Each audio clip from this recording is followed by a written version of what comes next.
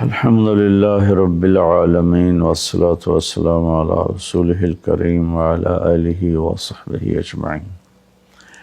میرے عزیز و خواتین و حضرات، بچے بچیاں، میرے دوست احباب، جاننے والے نہ جاننے والے، اللہ تعالیٰ کی طرف سے ہم پر بڑا احسان ہوا ہے کہ ہمیں رمضان کا مہینہ نصیب ہوا۔ اللہ تعالیٰ نے ہفتے میں 7 دنوں میں ایک دن بابرکت بنایا، وہ جمعہ کا ہے۔ اللہ تعالیٰ نے قوم یہود سے کہا کہ میرے علم میں ایک دن ہے بہت برکت والا، وہ تم ڈھونڈو اور چن لو۔ تو انہوں نے خطا کھائی اور ہفتے کا دن چن لیا۔ ہفتے کو یہودی عبادت کرتے ہیں، کام نہیں کرتے۔ پھر اللہ تعالیٰ نے عیسیٰ علیہ السلام کی قوم سے کہا کہ ایک دن میرے بارگاہ میں بہت بابرکت ہے، دعائیں قبول ہوتی ہیں، اسے تم ڈھونڈو۔ ان پہ چھوڑا تو انہوں نے اتوار چن لیا۔ لیکن جب ہماری باری آئی تو اللہ نے ہمیں نہیں کہا کہ ڈھونڈو۔ اللہ نے اپنے محبوب کی محبت میں جناب رسول اللہ صلی اللہ تعالیٰ علیہ وسلم کی طفیل اللہ تعالیٰ نے ہمیں خود بتا دیا کہ وہ جمعہ کی رات ہے اور جمعہ کا دن ہے۔ یہ سب سے بہترین دن ہے جمعہ کا، اور پورے سال کے لحاظ سے جمعہ کی رات سب سے بہترین رات ہے۔ خصوصی طور پر پھر شب قدر سب سے اعلیٰ ہو جاتی ہے، لیلۃ القدر سب سے اعلیٰ ہو جاتی ہے۔ تو وہ 21، 23، 25، 27، 29 کی راتوں میں کوئی ایک رات ہوتی ہے، تو وہ اللہ تعالیٰ نے بہت ہی بابرکت بنائی۔ اللہ ہمیں نصیب فرمائے۔ تو جمعہ کا دن اللہ تعالیٰ نے پسند فرمایا۔ اس میں ایک گھڑی دعا کی قبولیت کی ہے، وہ چھپی ہوئی ہے۔ اس گھڑی میں جس خوش نصیب کو ہاتھ اٹھانے کی دولت مل جائے، وہ دعا فوراً قبول ہوتی ہے، وہ سیدھی عرشوں پر جاتی ہے۔ علماء نے اس میں تحقیق کی، ہر ایک نے اپنے اپنے خیال کے مطابق۔ بعضوں کے نزدیک جب امام خطبے کے لیے ممبر پہ آتا ہے تو وہ دعا کی قبولیت کا وقت ہے۔ بعضوں کے نزدیک جب 2 خطبوں کے درمیان بیٹھتا ہے تو وہ وقت دعا کی قبولیت کا ہے، اور بعضوں کے نزدیک عصر سے مغرب کے درمیان کوئی بھی گھڑی اللہ کی بارگاہ میں دعا کی قبولیت کی ہوتی ہے۔ تو جمعہ کی نماز کو اللہ کے نبی نے بہت اہم قرار دیا، اور ارشاد میں بڑے دکھ کے ساتھ یہ حدیث بیان کر رہا ہوں۔ میرے نبی نے فرمایا جو 3 جمعے مسلسل چھوڑ دیتا ہے وہ میری ملت سے خارج ہو جاتا ہے، میری امت سے خارج ہو جاتا ہے۔ تو میں اپیل کروں گا ان بہن بھائیوں سے جو نماز میں سستی کرتے ہیں، کم از کم جمعہ ضرور پڑھ لیا کریں۔ عورتوں پہ جمعہ فرض نہیں ہے، مردوں پہ فرض ہے۔ تو میں کہا کرتا ہوں، جو دوست ملتے ہیں جی نماز نہیں پڑھی جاتی، تو میں ان سے کہتا ہوں ایک نماز 5 میں سے طے کر لو اور ایک جمعہ طے کر دو، 2 نمازیں شروع کر دو۔ جس نے بھی اس پہ عمل کیا وہ 5 وقت کا نمازی بن گیا۔ تو جمعہ کی نماز کے بعد جمعہ سے جمعہ تک کے جتنے گناہ ہوتے ہیں وہ اللہ تعالیٰ معاف فرما دیتے ہیں، اور جو جتنی جلدی جا کے بیٹھتا ہے امام کا خطبہ سننے کے لیے، اس کو اتنا زیادہ اجر ملتا ہے۔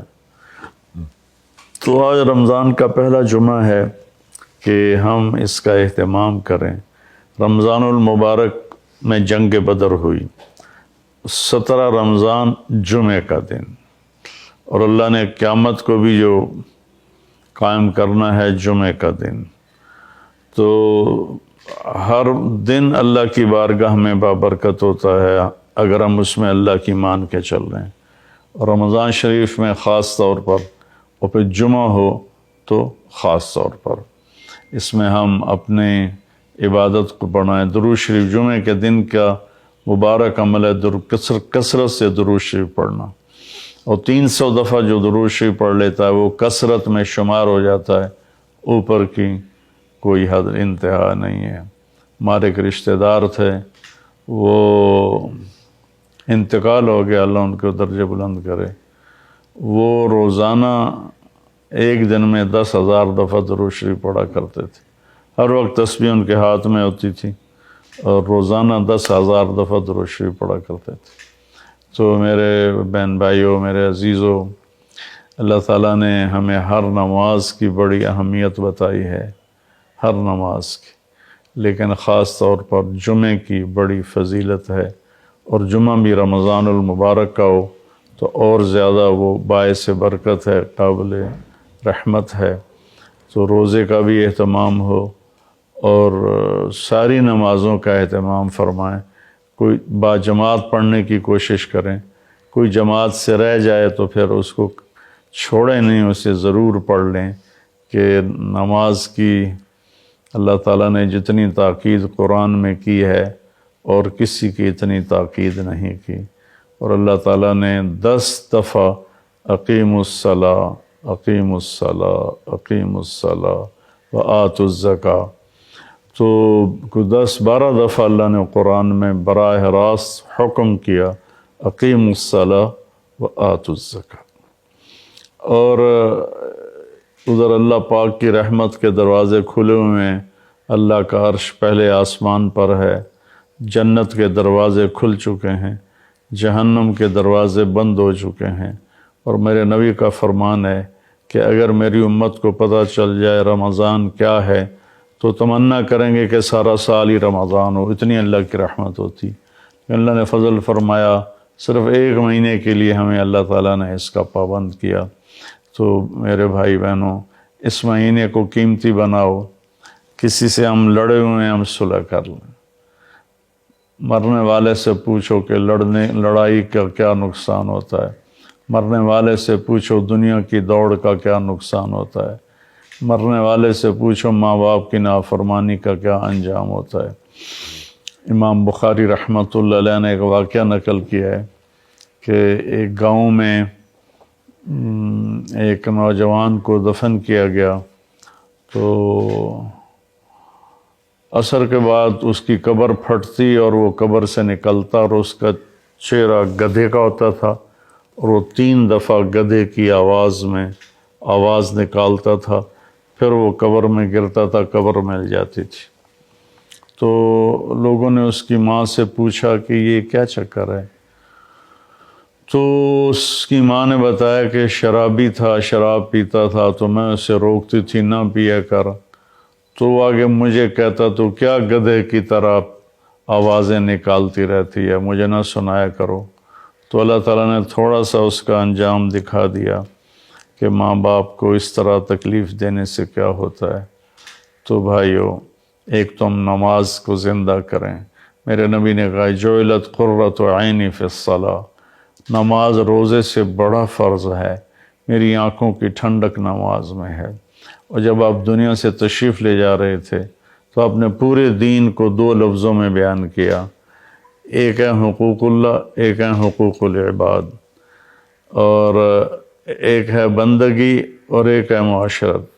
تو آپ نے فرمایا الصلاۃ، جب آپ دنیا سے تشریف لے جا رہے تھے آپ نے حضرت اماں عائشہ رضی اللہ عنہا علیہ السلام کے سینے پر یوں سر رکھا ہوا تھا، اس طرح کر کے ایسے، اور اماں عائشہ نے آپ کو سہارا دیا ہوا تھا، اپنے سینے پر لٹایا ہوا تھا۔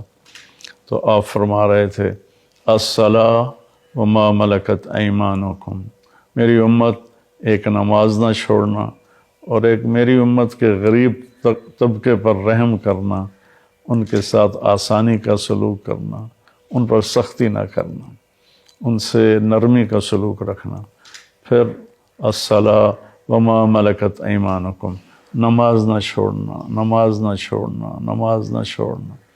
اور آخری الفاظ بھی یہی تھے الصلاۃ الصلاۃ الصلاۃ۔